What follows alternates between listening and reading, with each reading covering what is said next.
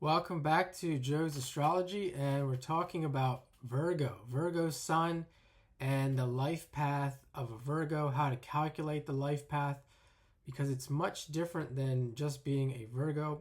So we're going to take a look at a chart, and let's get into it. Okay, here we have Mother Teresa, and Mother Teresa is a sun in Virgo. But let's go a little bit deeper and let's look at her life path. At soul level, she's a Pluto in the 7th. Here's Pluto in the 7th in Gemini, which makes her a social person. The very core level of her, she's a very social person. And you think, this is why we have to look at this, because this is much different when you see, you think Sun in Virgo. Virgo is being a social person. That doesn't make sense. But here we see it. Pluto, where she's coming from, into this life, Pluto in the 7th, a social person. And it's in Gemini, so kind of like a double air there. And we're going to go to the South Node. We see the North Node's in Taurus in the 5th, and the South Node, what do you know? It's in the 11th, 22 degrees, Scorpio. The 11th is a social house, and that's where she's coming from, South Node. So she's coming from the 7th. We see the 7th and the 11th working very well together, all air. And we could even say the ruler of that South Node is Pluto, coming back to the 7th. So we'll focus more on this 11th house here. 11th house is often associated with society, helping society, friends, alliances. Could be someone who lives in their hopes and dreams and the future. And this person did have a vision. So we see that, for really throughout her life, that's what she did. She was involved in these social programs. You think of Virgo, you think of Mother Teresa, you might think Virgo, well, she was a nun, she was service, she was serving others.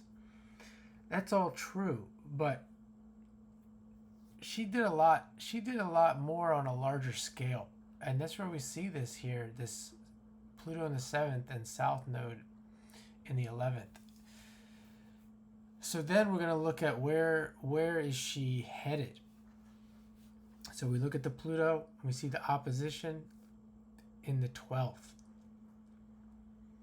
And the North Node in the 5th. So we could say the 12th also has that, she was religious. She was a nun, and we see that with the Sagittarius, the 12th. We could look at it that way. A traveler. And then when we look at the North Node, we see the North in the 5th. We could say that she's, she brought that ability to socialize, to relate to other people, the social programs. She brought that out into the public. That's how she expressed herself. That's what made her famous. 5th house, Leo. And even the 12th, we look at, I often associate the 12th with these celebrities, these performers, and we see that she, in her own way, was a performer. I mean, she was super famous. And we see that there with the 12th and the 5th.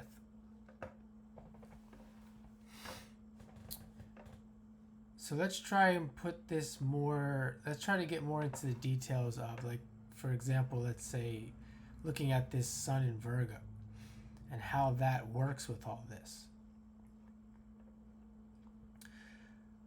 Well, we can see where the Sun is. It's in the 8th house. And this is a person, if it's let's say it's in the 8th.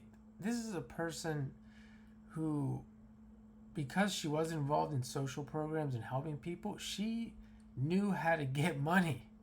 She knew how to get money in order to serve these people, because it took money, it took resources, it took the backing of the church, the people that are belong in the church. And that's where we see that Sun in the 8th in Virgo. We see Mars there as well. This idea of this Mars Sun, Mars in the 8th, Mars in Virgo, in the Capricorn Decan, Mars is exalted in Capricorn. This is not a person who's just going to hang back and do nothing about. She's going to do something about what she sees out there in the world. And she has the energy, Mars Sun. She's got the motivation, the drive to get what she needs to get these jobs done. And what's interesting too, when we look at the ruler of the 7th that her Pluto is in, it's Mercury, and it's in Virgo at 29 degrees. So we even see this this 7th house really strongly associated with Virgo and Mercury, with that Gemini, and then Mercury being in Virgo, being at 29 degrees. It's conjunct the Mars. It's pretty much conjunct the Jupiter as well. Jupiter's in Libra, the sign. Again, it's that 7th sign, the relatable sign.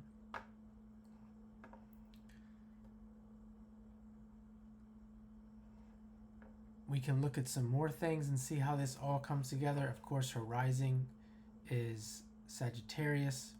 It's ruled by Jupiter. And Jupiter's there near the midheaven, really putting all of this out into the public's eye. You know, her being a religious person, Jupiter, the care for other people. You even look at that from the 12th, like moving from this. Did I say the 12th? Oh, I made a mistake there. I have to back it up here. The Pluto moving into the 1st is the opposition, not the 12th. So I'm still going to publish this, but looking at the 1st is more or less this idea. This actually goes more along with that Leo, more or less putting yourself out there, taking action, really being associated with this Mars up here. Being motivated, being driven, self-oriented in that way, to really put herself out there.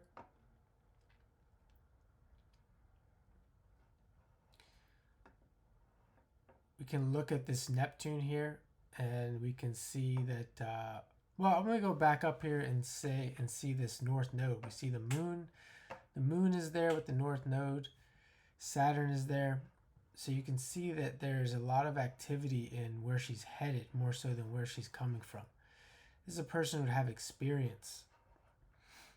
If you're into past lives, there would be experience for this soul to bring this into fruition in this life.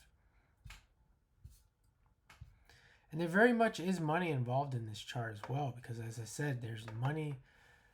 This person could be more of a salesman than anything else, because she needs money in order to do her service work. If you know much about her, I'm sure it wasn't cheap for her to do the work that she did. And you can see the Venus is squaring those nodes as well. So this person is really involved in how to get the money to do this. And we can see that she is, with the Moon there and the North Node in Taurus, that she is getting the money in this life.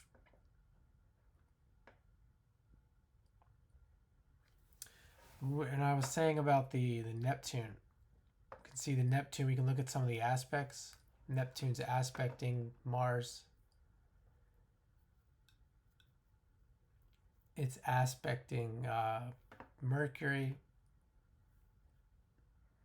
Jupiter. It's squaring the midheaven. In conjunct to the ascendant, opposite Uranus, sextile the Moon. The only planets that it really isn't making aspects to are Saturn and the Sun and Venus. However, it's in a almost exact septile to the Sun, which I'm not going to get into in this video.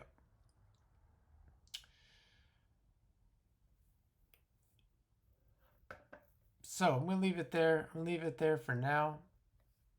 Hope you enjoy this. Hope this helps. And have a great day.